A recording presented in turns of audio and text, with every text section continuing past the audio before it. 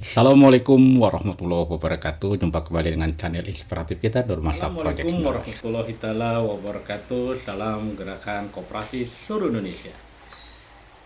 Saya Nurmansa, penggiat koperasi dari Kota Cilegon. Hari ini saya tergelitik untuk menyoroti atau sedikit sharing bahwa sejak tanggal 25 Juli lalu 2025 melalui Kepres nomor 9 tahun 2025 dibentuklah Koperasi Desa Kelurahan Merah Putih di seluruh Indonesia.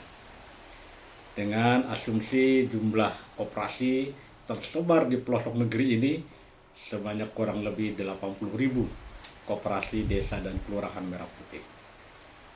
Dari bulan Juli 2025 sampai sekarang Oktober 2025, berarti sudah sekitar 4 bulan sejak di launching di bulan Juli, 25 Juli 2025, sekarang di bulan Oktober 2025. Kami melihat dari kacamata kami bahwa pergerakan koperasi desa dan kelurahan Merah Putih ini masih belum signifikan, terutama di bidang kepelatihan, yang kedua di bidang yang menjadi klasik permodalan, dan yang terakhir adalah di bidang bisnis, pola bisnis yang akan dikelola oleh koperasi desa dan kelurahan Merah. Kami menyadari bahwa koperasi desa dan kelurahan Merah Putih ini merupakan koperasi yang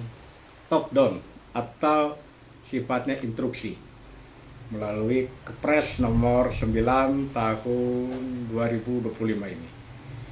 Yang bagaimanapun Kepres tersebut, keputusan Presiden tersebut harus dijalankan dan dilaksanakan oleh dinas koperasi, provinsi, kabupaten, kota di seluruh Indonesia untuk membentuk koperasi desa dan kelurahan Merah. Karena koperasi ini bersifat instruktif, jadi merupakan instruksi.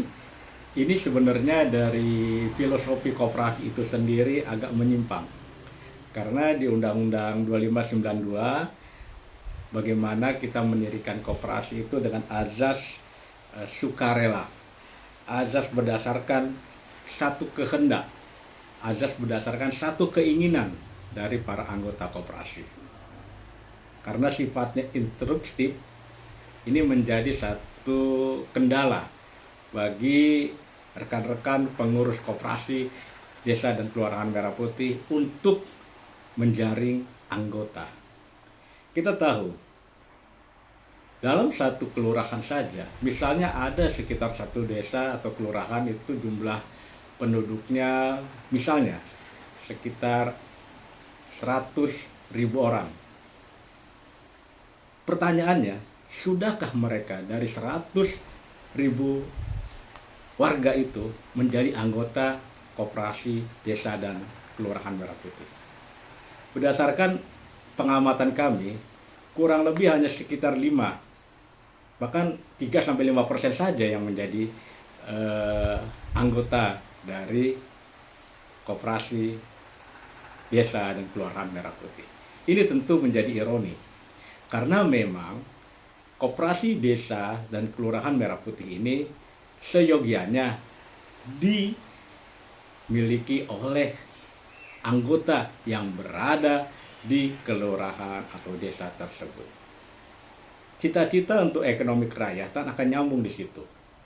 Bagaimana koperasi dibentuk dari, oleh, untuk anggota itu terjewantahkan melalui program atau instruksi Presiden nomor 9 tahun 2025 ini tentang pembentukan koperasi desa dan kelurahan Merah Putih.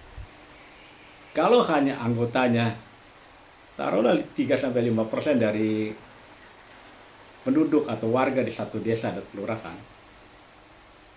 penyebaran kesejahteraan itu mungkin belum terasa menyeluruh. Ini yang harus menjadi tantangan besar bagi pengurus Koperasi Desa dan Kelurahan Merah Putih untuk menjaring anggota sebanyak-banyaknya. Yang kedua, permodalan. Permodalan di koperasi berdasarkan Undang-Undang 2592 itu terdiri dari modal pokok. Bagaimana modal pokok itu dihimpun? Pendiri dengan sesama anggota lainnya. Yang kedua, simpanan pokok. Yang ketiga, simpanan wajib. Yang keempat, simpanan sukarela. Baru setelah keempat modal pokok koperasi itu, mungkin ada dana-dana dari yang tidak mengikat tentunya, dari pemerintah, dari perbankan dan sebagainya. Tapi kuncinya adalah permodalan itu murni dari oleh untuk anggota. Kalau kita mengharapkan permodalan dari pemerintah melalui skema pinjaman, padahal koperasi itu belum berjalan sesuai dengan aturannya, belum berjalan secara administratif, secara secara operasional. Bagaimana kita bisa mengembalikan pinjaman tersebut? Kalau memang pinjaman dari pemerintah itu menjadi modal awal dari koperasi. Rekan-rekan sekalian, yang harus kita pahami adalah bagaimana siklus koperasi berjalan sesuai norma-norma koperasi itu sendiri. Alamiah, tumbuh dan berkembang dengan dinamika keinginan anggota. Tumbuh dan berkembang atas dasar kepentingan bersama. Itu akan menjadi lebih fundamental. Rekan-rekan penggiat koperasi, kita melihat beberapa resiko yang akan dihadapi atau ya minimal perlu mitigasi yang lebih mendalam tentang koperasi desa dan kelurahan Merah Putih. Resiko yang pertama adalah resiko kebocoran dana. Skema dari pembiayaan perbankan dan kekhawatiran dari kebocoran dana itu yang akan menjadi konsentrasi dan menjadikan satu kekhawatiran. Kedua adalah konsep bisnis itu sendiri. Pemerintah memberikan berbagai macam kemudahan tentang akses, misalnya dengan gas, dengan Pertamina, dengan gasnya, dengan Bulog, dengan sembakonya dan sebagainya. Ini yang dikhawatirkan adalah model bisnis yang ditentukan dari pusat.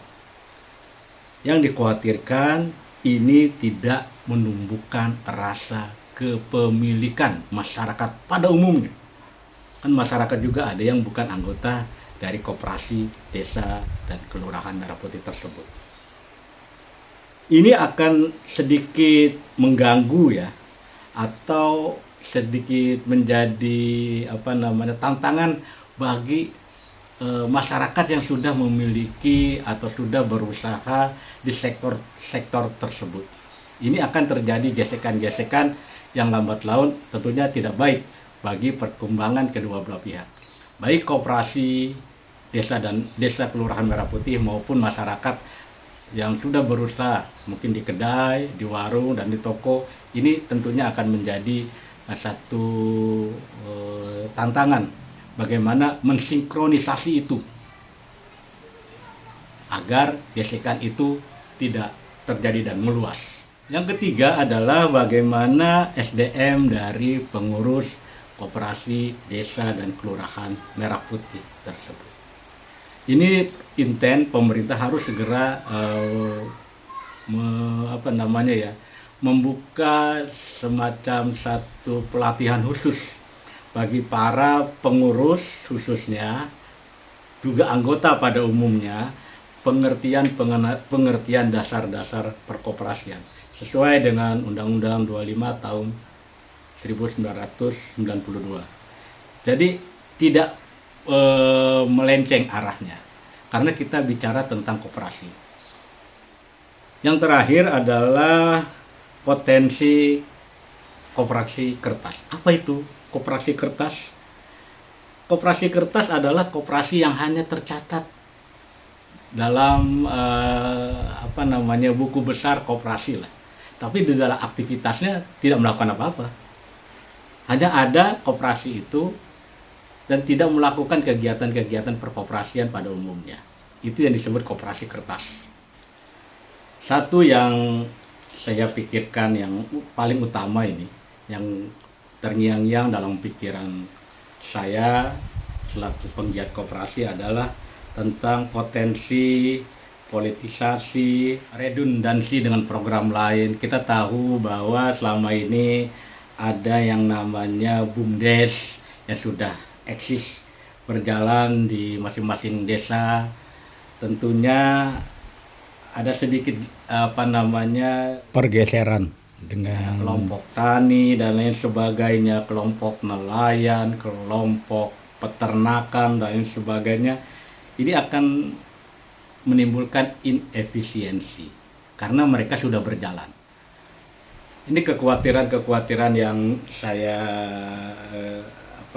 saya ungkapkan. Semoga saja kekhawatiran ini tidak terjadi. Cuman perlu kita sampaikan bahwa dari program yang mulia ini, kalau memang ingin menggerakkan koperasi desa Kelurahan Merah Putih di seluruh Indonesia, pahami dulu tentang filosofi koperasi itu sendiri. Jangan sifatnya instruktif, karena menjadi satu yang pemaksaan, dipaksakan harus ada. Di tataran middle, di tataran masyarakat ke bawah, umumnya masyarakat desa dan kelurahan Merah Putih, ini kan masih belum secara gamblang, secara jelas mengikuti atau mengetahui azas manfaat dari koperasi desa dan kelurahan Merah Putih. Mungkin mereka beranggapan ini semacam bansos gitu. Ini kan berbahaya. Yang perlu ditekankan adalah bagaimana sosialisasi gencar terus-menerus di setiap kelurahan, di setiap desa, kepada warganya, kepada masyarakatnya tentang keberadaan koperasi desa dan kelurahan Merah Putih. Ini sangat penting. Beberapa catatan yang saya tulis nih, karena memang selama ini saya sering atau kadang-kadang lah ya diminta atau mendengar rekan-rekan dari gerakan koperasi, baik itu ketua koperasi desa kelurahan Merah Putih. Saya menyimpulkan beberapa poin utama tentang beberapa potensi. Yang pertama, karena ini bersifat instruktif, jadi harus dilaksanakan. Instruktif. Jadi harus. Karena ini Kepres nomor 9 tahun 2000. Yang kedua, resiko kebocoran atau resiko korupsi.